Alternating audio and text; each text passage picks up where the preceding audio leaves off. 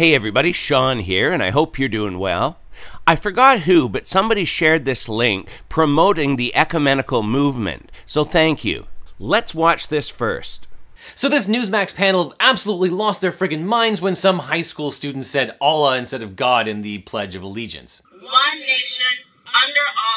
Let's put aside that Allah is just God in Arabic, and that, correct me if I'm wrong, but under Islam, Allah is explicitly the same God as the Christian and Jewish God as well. And let's put aside that multiculturalism and the freedom of religion is about as American as it gets, but let's focus on the law itself. For 80 years, under the First Amendment, you cannot make flag salutes and the Pledge of Allegiance compulsory, and you can't make high school students do it, especially the way that you want them to do it. And perhaps one of the greatest quotes from a Supreme Court case ever reads, "If there's any fixed star in our constitutional constellation, it is that no official, high or petty, can prescribe what shall be orthodox in politics, nationalism, religion, or other matters of opinion, or force citizens to confess by word or act their faith therein." I think it's pretty cool, if not exceptionally American, that this high school student felt comfortable riffing on the Pledge of Allegiance. My friend, because you asked for us to correct you if you're wrong and you do sound sincere, I am more than glad to do so, and this will hopefully help anybody else that is confused by what he just said.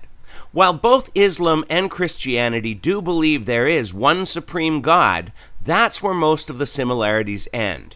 In the Quran, we see that Allah does not have a son, whereas John 3:16 tells us that Jesus is God's only begotten Son. One of those gods has a son and one does not. This is clearly not the same God. Another important factor to consider in John 3:16 is the words only begotten. It has a much deeper meaning. If we look at the Greek for only begotten, we get the word monogenes, which comes from two words, mono, meaning one, and genes, meaning of a kind. Jesus was unique. He was the only one of his kind. All creation was created except Jesus. Yes, his human body developed and was born through Mary, but his spirit had no beginning, as we read in John 1:1. In the beginning was the Word, who was Jesus, and the Word was with God, and the Word was God. We become adopted sons of God in Christ, as we see in Romans 8:15. But Jesus was, is, and came from the Spirit of God himself. He wasn't created with a separate spirit like we are. Yes, Islam and Christianity agree there is only one true God that created all things, but the one true God both of us believe is not the same.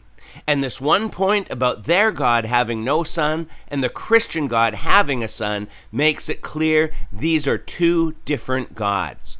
If you are interested in a slightly longer understanding of the differences in religions, click this link. But we'll keep it short for today and leave it here so that you can add your thoughts and comments below. And until next time, take care and God bless.